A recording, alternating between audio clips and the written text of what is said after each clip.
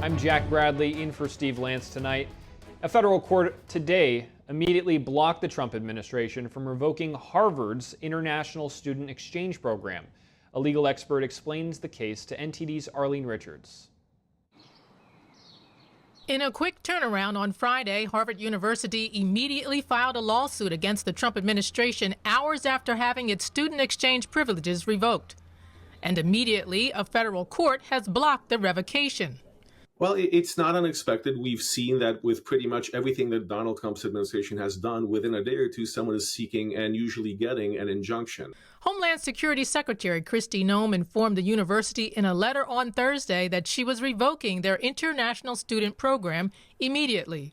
The school claims in its lawsuit that the move is politically motivated in retaliation against them for exercising their free speech rights. Noem says in her letter that the school has refused to comply with multiple requests for foreign student misconduct information that could render them removable, and that the school is perpetuating an unsafe campus environment that is hostile to Jewish students. Attorney Gerard Felitti says the school has a good faith basis to argue that the administration should have provided notice of a change in what it was asking for. But he says the First Amendment argument isn't related to the government's action. Well, Harvard's argument is that the First Amendment protects it and allows it to bring into the country whomever it wants, that's a speech issue, that it can't compel the university, the government can't compel the university which students it can or can't accept. Ultimately, though, there's a difference between speech and the ability of the government to regulate immigration. The government has a right to reject people from entering the country. So that's why Harvard's First Amendment claim may not ultimately be that successful, because Harvard cannot supersede the U.S. government when it comes to who is allowed into the country. But Harvard is pushing back. They say this latest action is designed to coerce Harvard into complying with the government's preferred viewpoints on admissions, hiring, and academic programs. Felitti says some of Harvard's arguments could gain traction. Harvard is essentially making three arguments. The first two are process, that this violates their due process rights and that this violates the Administrative Procedures Act.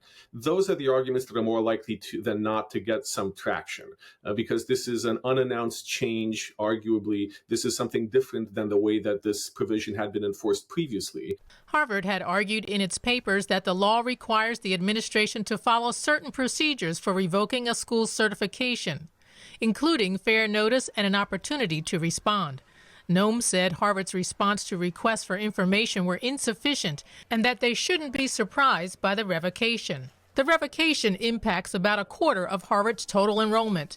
Its international student enrollment is among the largest in the United States. But now that the federal court has blocked the revocation, students are temporarily unaffected. In other federal scrutiny of college policies, the Civil Rights Office of Health and Human Services announced on Thursday that Columbia University violated the Civil Rights Act. It states in a notice of violation that the university deliberately acted with indifference toward student harassment of Jewish students from October 7, 2023 to the present, and says the notice is part of a broader effort by the administration's multi-agency joint task force to combat anti-Semitism. Arlene Richards, NTD News. President Trump signing a slew of new executive orders today aimed at boosting America's energy dominance and ability to win the race with China for AI supremacy. He's also threatening new tariffs on Apple and the EU. NTD's White House correspondent Iris Tao has more. It's become very safe and environmental, yes, 100%.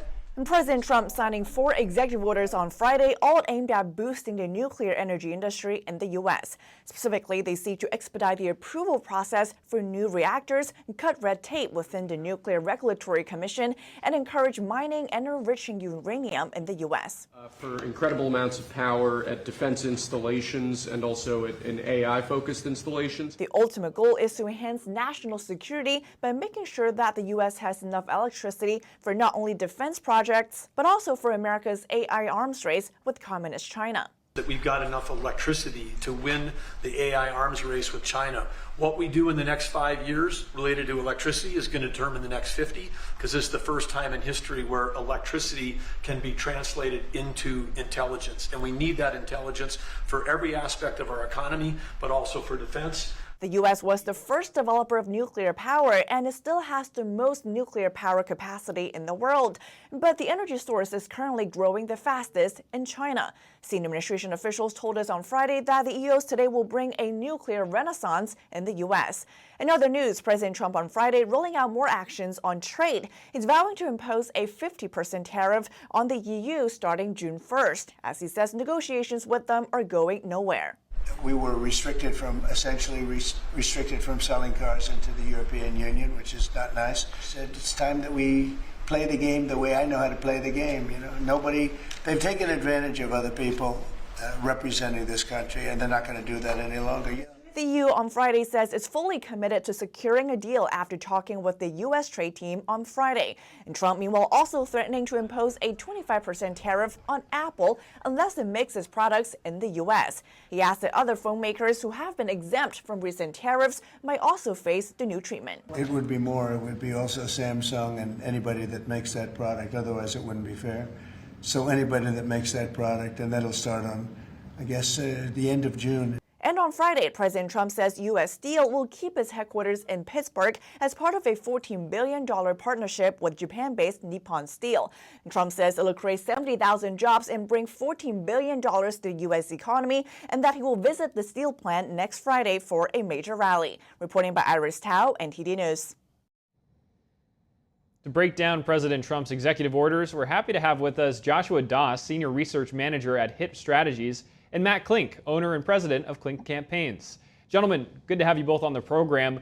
Today, President Trump signed an executive order aimed at boosting nuclear power by scaling back some environmental regulations. The president issued 4 orders total, including one that would require these nuclear reactor commission to approve these nuclear reactors within 18 months, much faster than what it would take several years normally.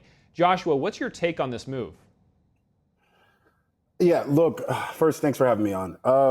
Part of this action, from what I've read, is about investing in the research and understanding how we can use nuclear power to benefit ourselves. I'm not a climatologist or an environmental scientist, but I am a person that is open and willing to find out ways that we can, lower the energy prices for everyday Americans. My issue with this excursion is that, and Pew Research shows us this, I'm a pollster, so I got to pull out the polling data. The majority of Americans themselves favor solar and wind power initiatives over nuclear initiatives. Secondly, Donald Trump is actively cutting clean energy initiatives that are currently saving people money to do this, right? So look, I'm a fiscal conservative. My issue with conservative policies is I feel they rarely conserve. The U.S., yes, you said earlier, has the largest nuclear power plants, but only 3 reactors have been built since 1996, right? And the reason why is because they're very expensive and they take a very long time to get propped up. So I just don't believe anything that's coming out of the White House when it comes to these initiatives. And Matt, how could this move potentially reshape the future of U.S. energy development? Well, it's a smart move by Donald Trump. I mean, nuclear is clean, it's emissions free. The problem with solar and wind is that they're intermittent power sources, meaning that when the sun is shining or the wind is blowing, they work. But that doesn't work in most parts of the country or at night. So this is a smart move by the president. If he can cut regulations and if we can get away from building the monstrous nuclear plants and start building smaller nuclear plants like a lot of private industry is doing in the United States, I think this could be a boon for communities throughout the United States. And I would think that the Greens would love this because it would be a clean source of energy. But again, the problem with the modern day Democratic Party is anything Trump does as Orange Man bad. So they instantly knee-jerk reaction and say that they're opposed. And I think that Trump just needs to keep rolling out common sense initiatives like this. And I think ultimately what our fellow guest said is that, the proof's in the pudding. If these things start coming online, great. If they take 15 years to happen, that says more about the regulatory problems in the U.S. than anything. Well, President Trump today also demanded that Apple and other smartphone companies make their devices in the U.S. or face a 25% tariff. Matt, back to you. What is the president's push here? Like, what's behind this, and how do you respond to critics who may argue that producing the smartphones here in the U.S. may drive up costs and possibly face hiring challenges? Well, a couple things. I mean, one, they're currently being made in China, and Tim Cook thought he was going to pull a fast one when he said that they were going to move production of the iPhone to India. And ultimately, Trump wants to make things again in the United States. So I know that Apple did announce under Joe Biden an investment in Wisconsin. I think that Trump wants, or I think it was with Foxconn. Trump wants to see more investment in the United States, and Apple is the proverbial big dog. And if they thought that they were going to go unscathed through Trump's pressure to bring more manufacturing back home, this is proof positive that that's not the case. And as to whether or not it's going to cost more, I mean, I'm curious by Apple's perspective what the profitability is on a per iPhone basis. So who knows? I mean, yeah, it would probably cost more, but if people are shelling out $1,000 for an iPhone, $1,100 is not going to be that much different. And if they're made in the United States, you get the benefit of American jobs as opposed to jobs in India or jobs in China. Joshua, to you on this move on Apple by the president, is it justified to secure the supply chain? And as Treasury Secretary Bessent said this morning, quote, bring back precision manufacturing to the U.S.? That's just not going to happen.